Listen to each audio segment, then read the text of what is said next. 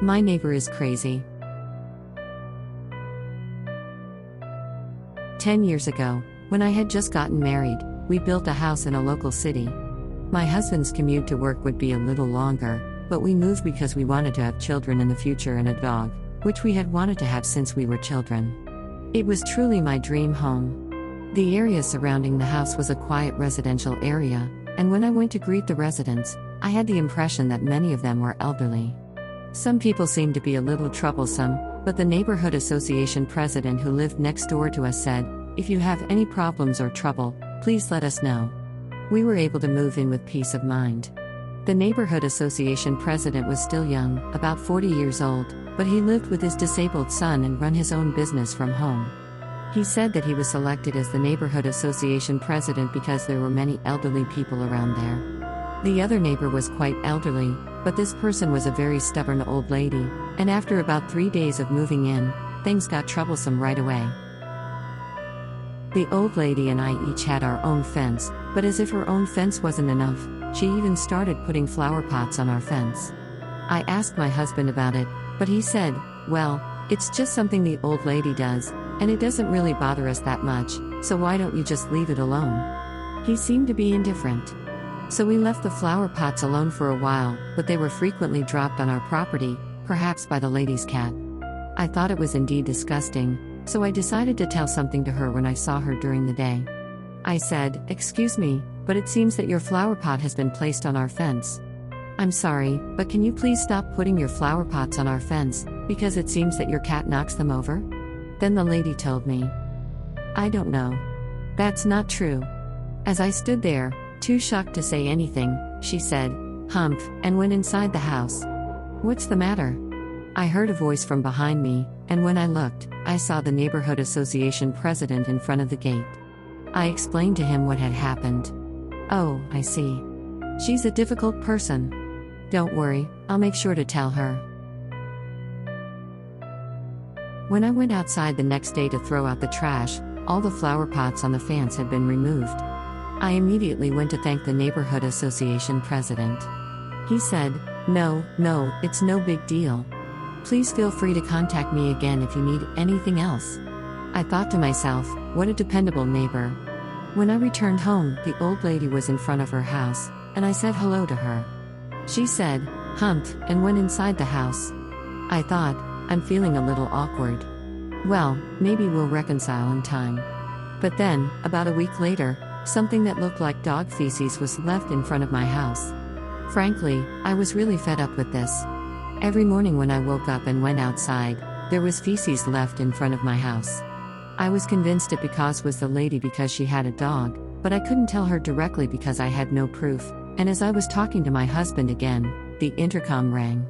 "Hi." I answered the door and the neighborhood president was standing there.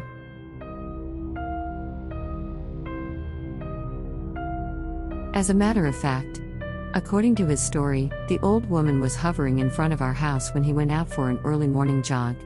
When he approached her, she immediately went inside her house. He asked us if we had noticed anything unusual. My husband and I looked at each other and we explained what had happened as before. Then he said, "Oh, maybe my explanation way was not good for her at the first time. I'm sorry, I'll give her a stern talking to," he said. My husband said, No, I'm sorry for every time, we'll talk to the lady directly." But he said, "No, she is very difficult to deal with. I'm used to dealing with her, and things will go more smoothly if I speak to her myself." So we decided to take him at his word. We thought that we had to do something to thank you next time. I was quite relieved as I talked with my husband. And from the next day, the poop was no longer left there. I wonder if it was around that time. About once every 2 days, the neighborhood association president began to appear at the gate of our house and talk to me. He would pop in and talk to me while I was hanging the laundry, on my way home from shopping, or while I was cleaning the front door. He seemed to be a very talkative person, and our conversations could last up to an hour at the most, or 30 minutes at the shortest. The conversation was about trivial things, which frankly bored me, but he had helped me in so many ways that I could not afford to be indifferent to him. At first I was polite to him, but to avoid running into him as much as possible, I started checking outside before I left. I also made sure to do my laundry upstairs and wondered if he would guess what I was doing.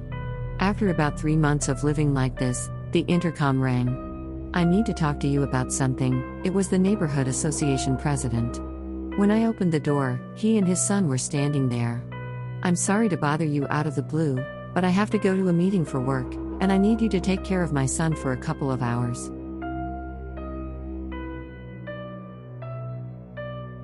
His son, I was told, would be 15 years old, and because of his disability, he would not be able to wait at home alone. But as I expected, I hesitated to do this.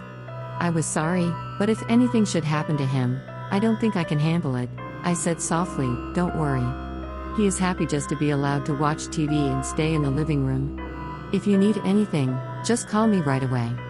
He handed me his business card. I didn't want to do this, but I couldn't refuse him after he solved my problem. "Yes, I can't help you with anything, but..." I decided to take care of his son. "Say hello," he said this to his son, who stared at the sky with his mouth half open. He just said, "Huh?" I took him through to the living room and turned on the TV, but he sat idly with his mouth half open, as if he were watching or not. Even though he was 15 years old, I felt quite uncomfortable being home alone with him, who was quite tall like his father. I offered him a glass of juice on the way over, but he didn't seem to touch any of it. It was a rather awkward time, but there were no problems, and after 2 hours, the intercom rang. "Excuse me. Thank you for your help. I'm sorry for asking you to do this." The neighborhood association president came to pick me up. No, it is not so big problem." As I was talking to him, I was relieved inside. "By the way, you don't have a child yet, do you?" The neighborhood association president suddenly asked me. I replied, "I do not have a child yet." Feeling a little awkward, I answered, "It would be nice if your child were a girl. I hope she will be with my son in the future." Ha ha ha ha. He pulled his son's hand and left. Even though it was a joke, I felt a chill in my heart that he would suddenly say something like that. I told my husband about it, but he bristled and said, "I can understand your feeling, but he has been taking care of us." What my husband said was true, and I tried not to mind. However, a short time later, the neighborhood association president asked me again if I could take care of his son. Since it was only for an hour, I reluctantly agreed to do so. I hadn't even finished my chores that day, so I turned on the TV for the boy in the living room and went upstairs to do my chores. It was about 20 minutes. When I came back downstairs after folding the laundry, I could not see him in the living room. I wondered if he had gone to the bathroom, but I didn't see him there. He was standing near a washing machine. He had my pants in his hand. I suppressed the urge to scream and said, "What are you doing?" I yelled at him. He said, You are a bitch." I couldn't believe he was saying to me. I pulled him by the hand, sat him down on the living room couch, and immediately called his father. I said, "You need to come here right now about your son." "What? What's wrong?" "I'll tell you what's going on later." "Oh, okay." After about 10 minutes, the neighborhood association president arrived. Meanwhile, his son was sitting in the living room with his mouth hanging open, staring into nothingness. "What happened?" Despite my tension, the neighborhood association president asked me in a strangely calm voice. As expected, I was irritated and excitedly told him what had happened. "If something like this happens, I can't take care of your son anymore." Then he said, "Oh, is that all?" "It's trifling matter." The neighborhood association president started smiling. He said to me, "Because you're a slut. I know you want me." "What?" My mind went blank. Then, as I was shocked and unable to say anything, he slowly approached me, grabbed my neck and chest with great force, and said in my ear, "I'm going to protect you. Don't do anything unnecessary." I was so terrified that I sat down on the spot, trembling. How is this possible? Isn't he my neighbor? All kinds of thoughts were going through my head. When I came to, the neighborhood president and his son had gone home. I must have seen them, too, but I was in shock and dazed. I came to my senses and called my husband, who seemed to sense my unusual mood and immediately left work early to come home. I cried and told my husband what had happened, and he called the police soon. When the police finished listening to my story, they went with my husband to the neighbor's house. I was too terrified to go to the neighbor's house, so I was alone in the living room shivering.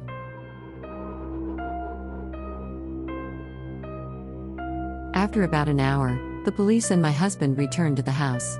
The husband and the police said, "The man said that he was trying to stop his son from going out of control at your house, then his body bumped into you.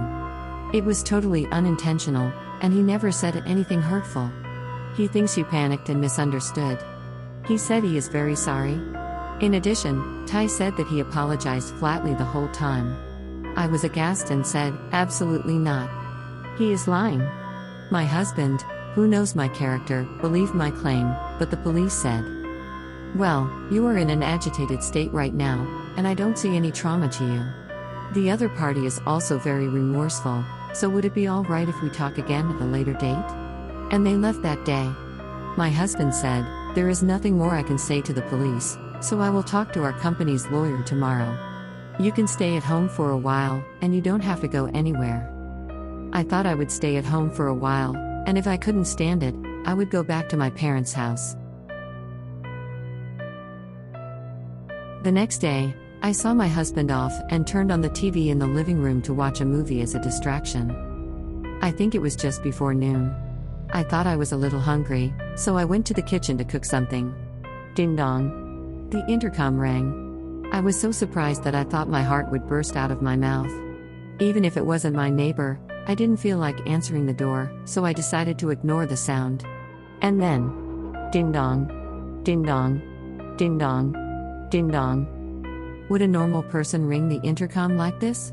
I was frozen in a cold sweat on my back. I wondered how much time had passed. Actually, it was probably about 5 minutes, but to me it felt like a tremendous amount of time had passed. Suddenly, the quiet room was filled with unfamiliar sound like of glass breaking violently.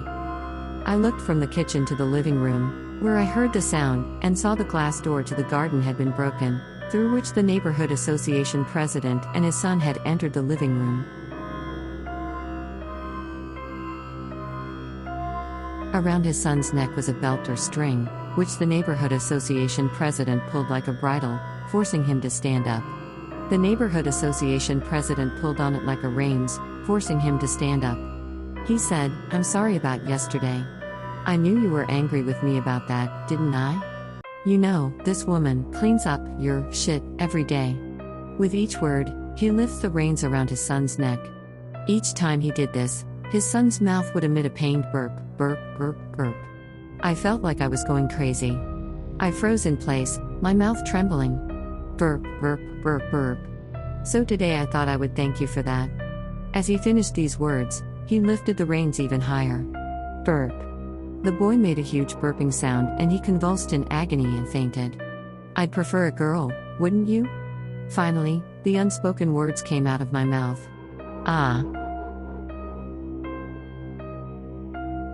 Too loud, okay?" With those last words from the man, I felt a tremendous shock on my face. I fainted.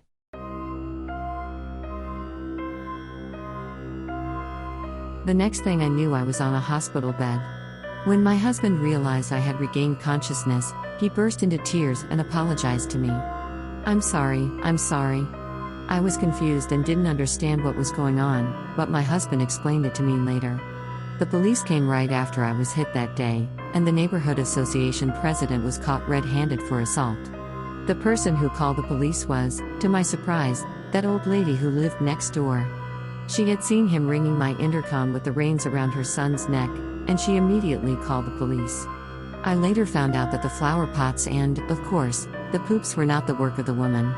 The woman had had a dog killed in a dispute with him a long time ago and was too afraid to say anything to him. There was no evidence and no case, but the grandmother had an idea what was going on. She didn't want to get involved as much as possible because we had moved in and were talking to him a lot and she was acting that way. Police later investigated his house and found a large amount of animal bones and other evidence implicating him in the case in the house and yard, and he was sentenced to 8 years in prison. He apparently testified that I was the reincarnation of his late ex-wife. I suffered PTSD in the aftermath of the incident. We quickly sold the house we had just bought and moved near my parents' house. My husband also quit his job and has been working again in my hometown. I have written this story to commemorate 10 years of marriage and as a reckoning with the past.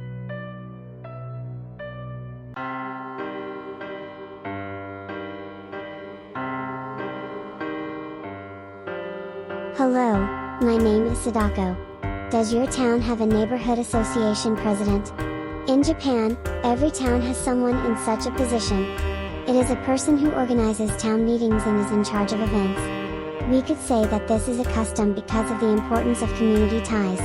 By the way, I don't like local socializing that much. Especially in the countryside of Japan, everyone is a gossip monger and it is very troublesome. So since I was a university student, I have been living in Tokyo, away from the land of my birth, the Northeast region. In Tokyo, there are neighborhoods, but they are much easier to get along within in the countryside. I wonder if I will be able to become attached to my hometown someday. Please subscribe to the channel and click the high rating button if you like. See you soon.